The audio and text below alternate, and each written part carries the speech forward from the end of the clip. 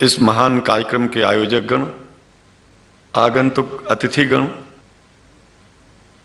एवं धर्म प्रेमी सज्जनों, भगवान की जब कृपा होती है तो कभी धर्म की सच्चाई को जानने का अवसर मिलता है। मुसलमानों के बीच में लगातार कई वर्षों से हम जा रहे हैं और भारतवर्ष में एक नई प्रथा का प्रारंभ किया मैंने कि जब जगत गुरु शंकराचार्य भी मुसलमानों के बीच में जाकर के उनके प्रेम को समझ सके और इस्लाम की सच्चाई को जान करके इस्लाम को सारी दुनिया में एक इंसानियत का सबसे बड़ा पाठ सिखाने वाला धर्म मानने के लिए लोगों को समझावे।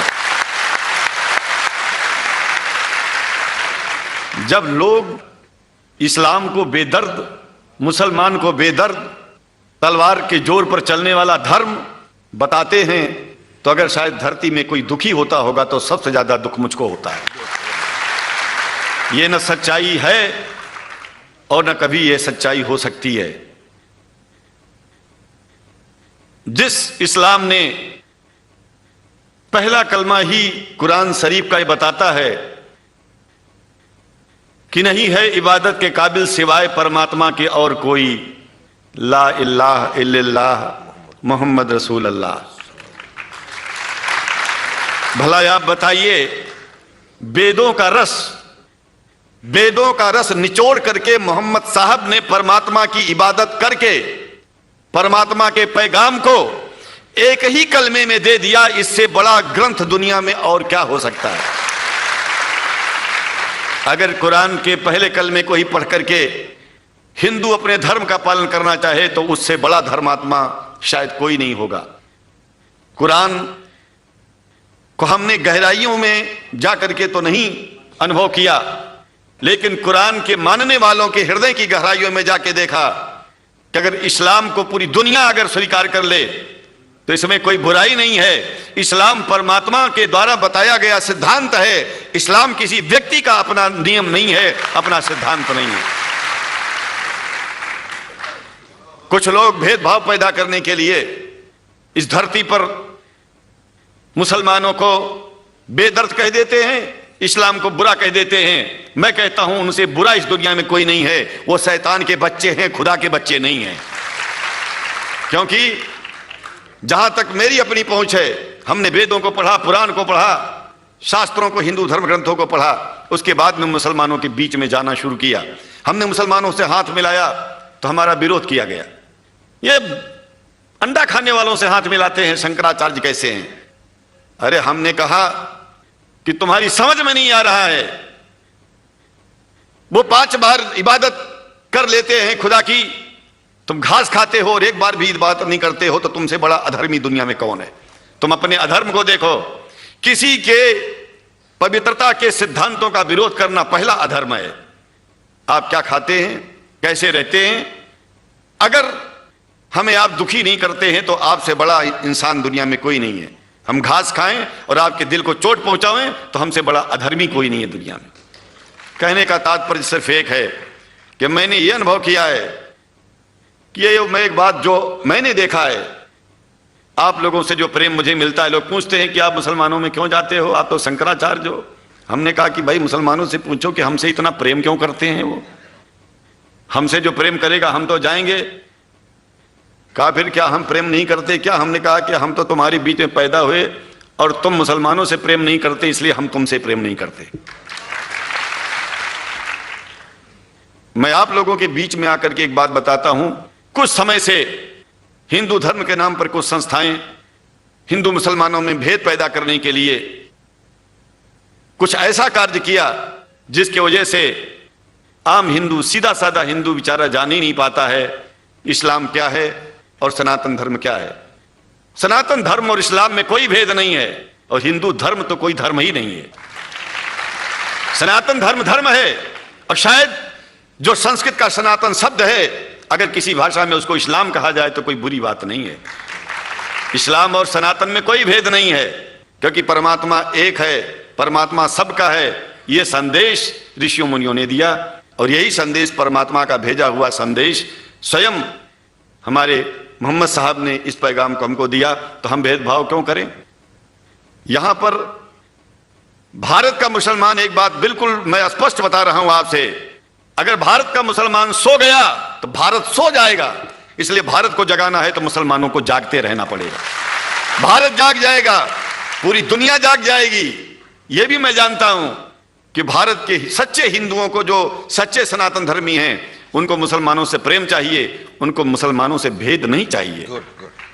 अगर कोई अच्छा हिंदू है, सच्चा हिंदू अपने को कहता है, तो पहले तो सनातन धर्म को मानता हो।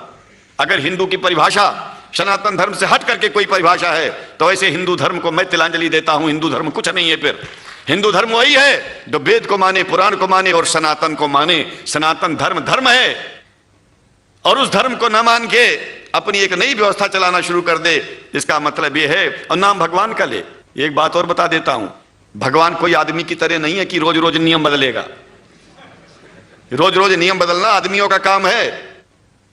हमारे पूर्व प्रधानमंत्री साहब, मुझे दुख होता है कभी कभी, यद्यपि लोग ये ना समझ बैठे कि मैं उनका विरोधी हूं। विरोधी नहीं हूं, लेकिन उनको खुद सनातन धर्म की परिभाषा नहीं आती है। विदेश में जाकर के हिंदू धर्म की गलत परिभाषा कर दी है, और हमको सबको ये दुख हुआ कि किस स्कूल में जाके पढ़े हैं। ये धर्म के बारे में बिना पढ़े हुए धर्म के बारे में बोलना गलत है। पहले धर्म को जान लेना चाहिए, फिर धर्म के बारे में बोलोगे तो प्रेम फैलेगा, शांति फैलेगी, इंसानियत सारे चारों तरफ, चारों दिशाओं में इंसानियत का प्रकाश होगा।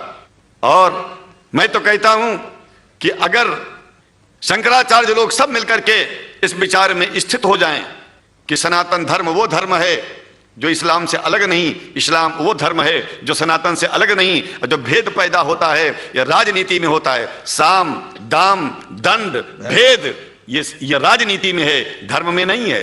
धर्म में है एको ब्रह्म द्वितीयो नास्ति, एकमेव द्वितीयम ब्रह्म ला इलाहा इल्लल्लाह। ये धर्म कहता है, ये धर्म की बात है।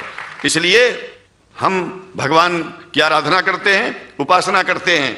परमात्मा एक है, और परमात्मा बार बार नियम नहीं बदलता कि धरती पर इंसान बदलते जा रहे हैं तो परमात्मा अपना नियम बदलता चला जा रहा है। एक बात याद रखिएगा, जब से शुरुआत हुई होगी और जब तक ये दुनिया रहेगी, ईश्वर का सिद्धांत एक था, एक है, एक ही रहेगा। मानने वाले आपस में भेद पैदा करें तो इसमें उसका कोई दोष नहीं है। दोष तो उन लोगों का है जो लोग भेद पैदा करके प्रतिष्ठा पाना चाहते हैं। खास करके इतना जान लीजिए, धर्म भेद को मिटाता है और राजनीति भेद को बढ़ाती है। राजनीति का स्तर केवल राष्ट्र की व्यवस्था तक है, और धर्म पूरे विश्व के लिए है। राजनीति से केवल आप देश का हित कर सकते हैं, लेकिन अगर विश्व का हित करना चाहते हैं तो धर्म की आवश्यकता है, और वो धर्म कुरान में स्पष्ट रूप से अच्छी तरह से समझाया गया है, बताया गया है। हमें हिंदी की कुरान भी प्राप्त है, उपलब्ध है, आज अंग्रेजी की भी मिल गई है। और हम तो चाहते हैं, हाँ, कुरान शरीफ सारी दुनिया में अगर इस ग्रंथ को पहुंचाया जाए, और पहुंचाना चाहिए। मैं तो मुसलमानों से एक जरूर बात कहूंगा कि आप लोग एक चीज का ध्यान दें, आपके पड़ोस में जिस भी भाषा को जानने वाला व्यक्ति रहता हो, जिस भी भाषा को, कोशिश कीजिए कि आप इस कुरान जैसे पवित्र ग्रंथ को उसको उसकी भाषा में पहुंचाइए। और मेरी समझ में सारी दुनिया में एक कुरान पहुंचेगा तो सारी दुनिया में शांति होगी, सारी दुनिया में अमन होगा, और सारी दुनिया में ऐसे ही इतने प्रेमियों के बीच में शंकराचार्य को पहुंचने में और बोलने में कोई दिक्कत नहीं होगी, संकोच नहीं होगा। आप लोग भी निडर हो जाइए, आप लोग भी संकोच छोड़िए। हम जानते हैं कभी कभी संकोच में, कभी कभी इस देश के कुछ जो फिरका परस्त लोग हैं, उनकी उल्टी सीधी योजनाओं में हम लोग एक दूसरे से मिल नहीं पाते। हम हाथ पसारे हुए आपके सामने खड़े हैं, आए हैं, हम आपको गले से लगा रहे हैं, लगाते हैं, दिल भी मिलाएंगे, गला भी मिलाएंगे, और जरूरत पड़ गई तो आप लोगों के लिए दिल कटाने की और सिर कटाने की जरूरत पड़ जाए तो इस्लाम की रक्षा के लिए शंकराचार्य आपका साथ देगा। क्योंकि शंकराचार्य जानते हैं इस्लाम धोखा नहीं है, शंकराचार्य जानते हैं इस्लाम बर्बादी का रास्ता नहीं है। शंकराचार्य को पता है कि जो वेद में लिखा है वही कुरान में लिखा है, इसलिए हमारा धर्म नहीं छूटेगा, हमारा धर्म और आगे बढ़ेगा।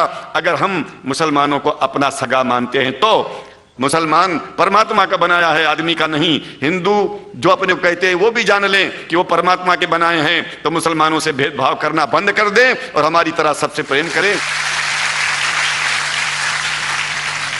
डॉक्टर लखना साहब, देखिए मैं अपरिचित था, जानता नहीं था, और मैं बड़ा प्रसन्न हूँ कि वो समय निकाले और यहाँ आए।